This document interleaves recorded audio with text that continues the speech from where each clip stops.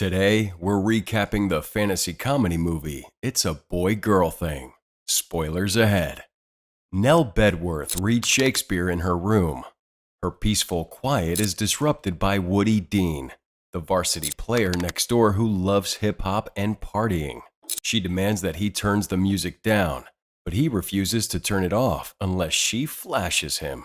Nell refuses, but accidentally flashes him when her shirt gets trapped in the window. The following day, Nell receives a letter from Yale confirming that she has an interview next week. Her parents show complete faith in her because she's never once let them down.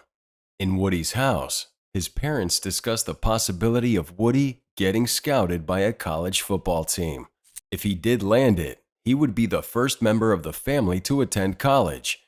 But if it doesn't work out, his father promises a job with him at Spatula World, something Woody doesn't want to imagine. Nell misses the school bus and is forced to walk to school, while the very popular Woody gets a ride with his friend, Horse. Spotting Nell walking alone, Woody and Horse drive through a large puddle of water, thoroughly soaking her. The water makes Nell's hair puff up, making her a laughingstock at school. Nell and Woody get into another public spat, with Nell mocking the inevitably meaningless failure of a life Woody and his girlfriend Brianna will eventually have. Woody sabotages Nell's on-screen study materials in class, replacing a legitimate Aztec research source with pornography. The class visits a museum on a field trip, exploring the history of the Aztec civilization. Their teacher pairs off all the classmates, pairing Woody and Nell together to avoid the kids forming cliques. Again, the two of them begin fighting and lashing out at one another in front of a statue of the ancient god, Tezcatlipoca, the god of sorcery. During their argument, the sculpture casts a spell on them. They go their separate ways, unaware of whatever happened. That night, Woody and Nell enjoy their evenings in their own ways, Nell reading and Woody dancing to hip-hop. They fall asleep, and the spell completes its final phase. The following day, Woody and Nell wake up in unfamiliar rooms to discover Cinema Recap here. We've got a little challenge that'll take 5 seconds, and it will change your life forever. You ready? All you gotta do is like, subscribe, and hit that notification bell, and you'll receive 10 free years of good luck. It's as simple as that. They've inexplicably swapped bodies. Immediately, the pair struggle to work with their new and strange genitals, with both struggling even to wear clothes properly. In Nell's body, Woody bumps into her overbearing mother, who demands she sit down and eat her oatmeal before leaving. In Woody's body, Nell eats the weird and unfamiliar food cooked by his mother. Woody leaves the food for Nell's dog, but her mother is so impressed with his eating speed that he gets another helping. Nell leaves Woody's house as Horse pulls up to give his friend a ride, but Nell can't even open the door to the car. Woody runs out of the house to see that they've already gone. Woody is forced to walk, and because everyone else sees him as Nell, he misses the bus. Nell arrives at school and immediately bumps into Woody, who demands to know what's happening. Unsure of what happened or why, they agree to figure out a way to get back into their original bodies. Nell cries in Woody's body, forcing Woody to take action to protect his reputation. They plan to ride out the rest of the day, hoping it will go back to normal tomorrow. In class, Woody is called on to deliver Nell's speech on the greatest living American, but completely messes up, claiming that the honor belongs to Jennifer Lopez. Nell is completely humiliated and confronts Woody after class. In the cafeteria, Nell is summoned to join Woody's classless friends, but is interrupted by Brianna, who invites Woody over for the night. Nell, horrified, turns her down and runs away. Brianna is humiliated by what she believes is Woody's public rejection of her love. Nell joins Horse in the workshop and suggests that she has no intention of going to Woody's practice. Horse says the coach won't be happy with that. In a moment of impulse, Nell calls Horse out for his foul language. Nell does her best to keep up with the athletes, but finds it impossible to do so. She falls, misses the ball, and is generally unhelpful to the team, holding them back from victory. The coach rips Nell for what he sees as Woody's complete failure and lack of effort. If he doesn't try, he'll be watching from the sidelines. Horse gives his friend a pep talk, but Nell can't take her eyes off his naked genitals. The following day, Woody wakes up to Nell's radio playing Elton John, crappy music in his opinion. At school, Woody confronts Nell, having heard what happened at practice. To Nell, it's just a game, but Woody can't allow himself to be dropped from the team. Suddenly, they realize they're wearing wildly different outfits that go against their established reputations.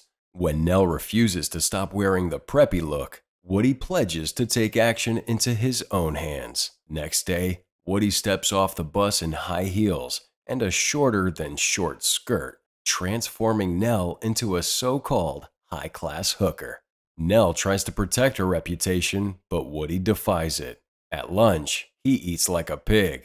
To get her vengeance, Nell humiliates Woody at a drama audition, playing Shakespeare like an overly aroused teenager. In the men's room, Nell compliments another guy's penis to be friendly. Nell approaches Brianna, breaking up with her while in Woody's body.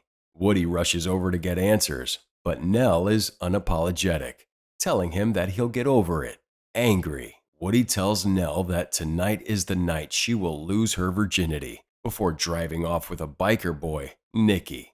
At Nicky's place, Woody drinks like crazy. Nicky, putting on the moves, unsuccessfully attempts to seduce the person he believes is Nell. Woody's mom checks in on Nell, who she believes is her son, giving him a pep talk and encouraging him to let things happen as they do. Whatever he does, they'll be proud. Woody convinces Nicky that they can't have sex on the couch, so Nicky suggests the bedroom. But Woody panics, realizing the confused sexuality of the situation. Woody tricks him and flees into the woods. The next day, Nell plays an Elton John song to Horse's confusion and frustration. Horse tells his friend that Nell and Nicky got it on the night before, terrifying Nell into thinking he went through with it. Nell cries in the stairway and is found by one of the teachers, confused why Woody is so emotional. When Nell confesses that she just found out she lost her virginity in a trailer park, the teacher quickly moves on to his next class. Woody arrives the next day to find people laughing at Nell. As she approaches her locker, Nell finds hurtful words smeared on her locker. Woody arrives to see how upset she is about the rumors. He confesses that he didn't actually lose Nell's virginity. Everybody's just spreading Nicky's lies. Seeing that she's still disappointed, Woody vows to confront Nicky and end the rumors. Woody searches the school for Nicky, eventually finding him in gym class. He publicly confronts Nicky, who continues to spread the lies. Woody tries to punch him, but Nicky effortlessly stops the punch. Nell punches Nicky in the face while in Woody's body, demanding that he tell everybody the truth. Nicky reluctantly apologizes for spreading lies. Now filled with adrenaline, Nell promises to fix things between Woody and Brianna. But Woody is pessimistic. Homecoming is next week, and they have no way of getting back to their bodies. They think back to when the body switch happened and realize that they fought right in front of the statue of the ancient god of sorcery. Nell and Woody return to the museum, confronting the statue. Nell tries to negotiate with the figure, hoping to get them returned to their bodies. But when they finish the negotiation, they find that they're still trapped in the wrong body. As Nell and Woody try to figure out their next steps, Woody realizes that Nell has all of his strength. He just has to show her how to use it. In return, she offers to help Woody study so he can pass Nell's upcoming Yale interview. Woody teaches Nell how to play football before the homecoming game, but she's far from a natural. Later that night, Nell helps Woody understand the meaning behind Shakespeare's work. That night, Nell has a conversation with Woody's father, who reveals that he used to hang out with Nell's dad, but Nell's mom disapproved of Woody's parents and put an end to it. The next day, Woody arrives at school to find one of Brianna's friends, Chanel, crying. She saw Horse making out with another girl in his car. To comfort her, Woody asks why Chanel goes out with guys like that when she knows these guys will break her heart. Chanel explains that she felt invisible until she dated Horse and became friends with Brianna. Woody comforts her, explaining that everybody's afraid of being invisible. Now, Chanel sees Nell as somebody who doesn't care what anybody thinks. She admires that. Chanel brings Woody, still in Nell's body, to Brianna's sleepover. Even though Brianna isn't initially all that excited, she comes around when Woody suggests that Nell is just looking to have fun now. In Horse's car, Nell is disappointed to see him checking out other women because Chanel isn't around. Horse explains that Woody was the faithful one, but he's the one who's out to have a good time. He takes Nell to a party. At the slumber party, Woody gets Nell's toes painted and listens as Brianna and the girls laugh at and mock him. Noticing that Nell has an all-natural vibe downstairs, the girls decide to take action and give her a Brazilian bikini wax. Woody suffers through the excruciating pain. At the party, Nell joins with the guys to get totally hammered. Woody visits Nell the following day, helping her cope with the overwhelming hangover. She thanks him for taking care of her, and it's clear that feelings are developing between them. Woody runs through football practice with Nell, but soon notices that Nell is aroused. She tries to convince Woody not to read anything into it. That night, Nell sneaks out of the house and visits Woody as he's trying to figure out what to wear for the interview the next day. Woody suggests that, while they're in the wrong bodies, they go to the homecoming dance together, but not as a date. Nell accepts the non-date date and slips out of the room, hurting herself in the process. At dinner, Nell's parents question their daughter's bizarre behavior of late. Woody tells her that she's planning to study with Woody again, but her mom isn't happy about Nell wasting her time on a boy she believes is a stupid loser. Woody is forced to listen as Nell's mother rips him and his family apart, blaming genetics for their many failures, something Nell once agreed with. Her husband says nothing, but clearly disagrees. Later, Nell's father gets the door and finds Woody asking if he can see Nell. Under his wife's orders, he says that Nell has gone back to school to do some extra studying. Nell asks how Mr. Bedworth has been and sends good wishes to his wife before kissing his cheek and leaving. Nell's father is clearly unnerved by the act. On a football field, Nell finds Woody angrily throwing footballs in the rain. Woody angrily explains that he's doing this because football is all that he's ever been, and he's not even that. Nell believes that he's more than just football, but Woody rejects that, believing that people like Nell, people who are intellectual and advantaged, don't understand him. Woody believes that his destiny is in jeopardy because of the swap. He shouldn't be attending a college interview. Nell tells him to let things fall into place, to let things happen. But Woody rejects them, repeating her mother's words. He's stupid, uneducated, plagued by bad genetics. He throws her the ball and leaves. Alone, Nell and Woody stare at one another's achievements and future plans. The next day, Woody, in Nell's body, arrives for her interview at Yale. When questioned about Nell's love of poetry and literature, Woody fumbles the question, messing up Nell's interview and robbing her of a chance. But before leaving, Woody starts talking about his passion for the modern-day poets, rappers. The dean is impressed and astonished by this young woman's passion for something she describes as a modern-day art form. That night, Nell sits on a bench during the biggest football game in Woody's sporting life. Woody arrives to see the game, settling in with his parents to watch. But it's clear the game isn't going so well. Nell manages to turn their fortunes around, bringing the game closer to victory and earning the praises of Woody's parents, something that profoundly affects Woody. With time running out, Nell manages to land the winning touchdown in the game's final seconds.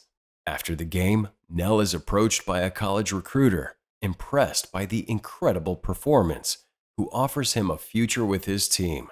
Nell and Woody both express how much they enjoyed the experience in the other's shoes, and that, if they had to be trapped in someone else's body, they'd be honored to be one another. At that moment, the statue reverses the spell, returning Woody and Nell to their original bodies. Woody is carried away by his team, and Nell walks in on him and Brianna kissing. Upset, she heads home alone. The next day, Woody tries to speak to Nell, but her mother refuses to let him in, believing him uneducated. Nell receives her acceptance letter from Yale, but she's not happy about it. On the night of the homecoming dance, Woody pretends to be interested in Brianna, but he's clearly moved on. Chanel and Horace are back together, but she finds a pair of panties in his car. Chanel convinces Horace to pull the vehicle over, pretending to want to have sex.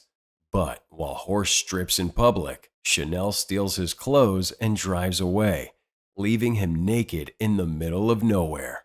At home, Nell's father has a conversation with her about why she's not going to the dance.